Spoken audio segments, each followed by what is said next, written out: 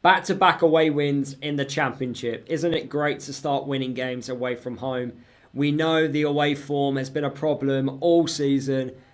We've waited so long to win away from home, and we've now done it back-to-back times. I'm super happy that we've managed to pick up the 3 points. We knew how important going into this game against Hull, walking away with the 3 points, and we've done exactly that. Throughout the whole 96 minutes, it wasn't pretty. Not many clear-cut opportunities, but I don't care. We're celebrating 3 points right now, and we've got another 3 points against a side that is near us in the Championship. We've done that against Portsmouth, we've done that against Cardiff, and we've done it today against Hull. Can we also do the same and go to Derby, go to Stoke, and get even more points? But we can't just do it against those teams. We do have to do it against the teams that are fighting at the top end of the Championship as well, like Leeds, who we've got next week. But I will talk about that later on in the video. But first, let's talk about this game against Hull and talk about the starting 11.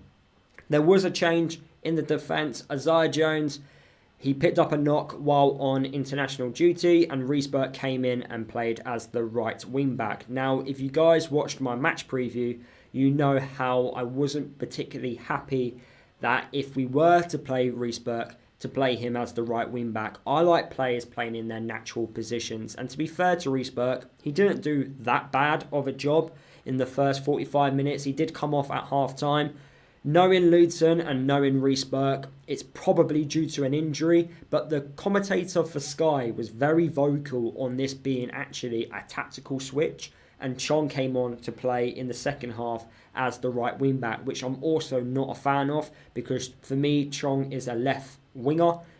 That's Chong at his best, and him just, dribbling at the defenders, causing all sorts of problems. But I didn't think Chong performed badly in the second half. He was winning a lot of cheap free kicks. He was also using that pace down on the right-hand side and had a few shots which did eventually get blocked by the Hull defenders, but I didn't think his overall performance was bad. But yeah, that was the only change to the starting 11. I did have a question mark over the striker partnership in Elijah Adebayo and also Morris, but to be fair, I thought they played well. Yes, they didn't have many chances.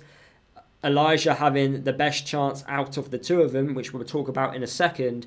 But overall, I thought it was a fantastic defensive performance. And I can't knock the way we have been defending recently. It's not just been today, it was also the last game against Borough. We defended really well. And I feel like because we're defending extremely well, that's given our goalkeeper so much confidence. Thomas Kaminski, wow. What a great performance. Where has this goalkeeper been all season? It was like having a completely different goalkeeper in goal today. He was coming off his line, he was claiming crosses, he was doing that sweeper-keeper role completely well, because Hull, they were trying to get in behind. They knew that our defence were not the quickest at the back, so they felt like if they put the ball in behind and allowed their attackers to, run onto those, high balls, they could cause a few problems. But Thomas, he was reading the game extremely well, and he was intercepting the ball so often throughout the 96 minutes. He was slowing the game down when he needed to. That was frustrating the Hull fans, especially towards the end. I thought it was a very good game defensively, especially the way we managed it throughout that whole second half. We could have easily have got turned over. The pressure could have got to us.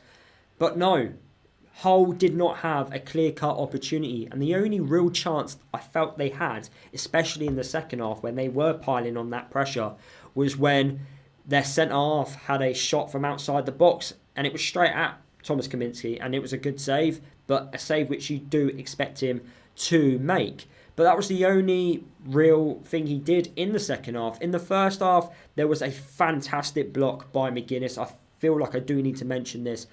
I can't remember which Hull City player it was. I think it might have been Palmer, but it looked like it was going to go in. But out of nowhere, McGuinness, he throws his body on the line and he blocks the shot fantastic block, and that was towards the latter stages of the first half. But apart from those two moments, I can't really remember Hull really testing us.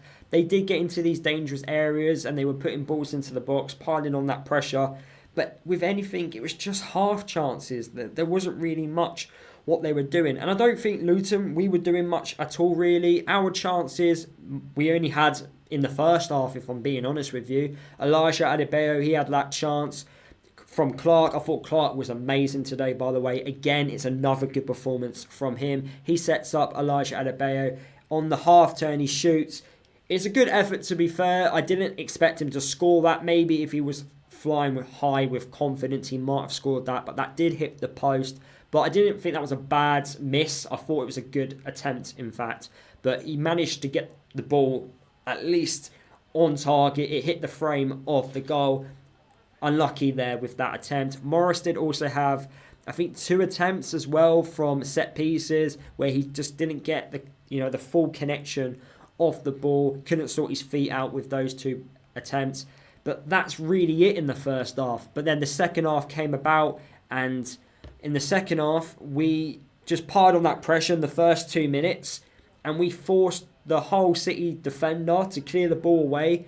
We got lucky. It bounced off the other Hull teammate, and it just went in the back of the net. One of the most funniest own goals you'll see this season. Very unlucky from a Hull perspective, but I don't care. I'm going to celebrate. We haven't had much luck this season, and that is the truth. We have not had much luck.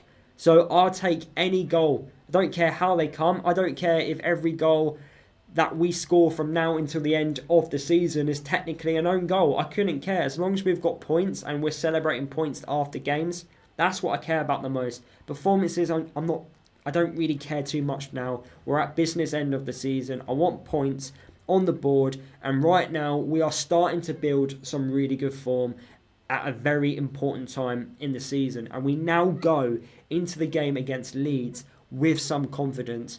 At the moment, the 3 o'clock games have kicked off. As I'm recording this video, Leeds are 1-0 up at home against Swansea. Swansea also had a penalty, which the Leeds goalkeeper also saved.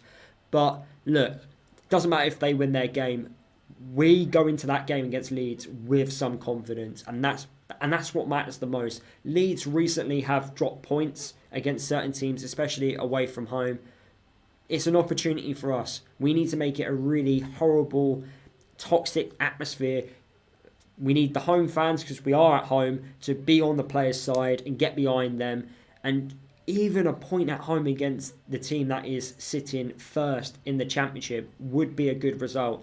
And then we can take that momentum and build and keep building and building for the remaining games left in the Championship season. But honestly, look, I don't want to sound like a parrot, but the game wasn't pretty, but I don't care.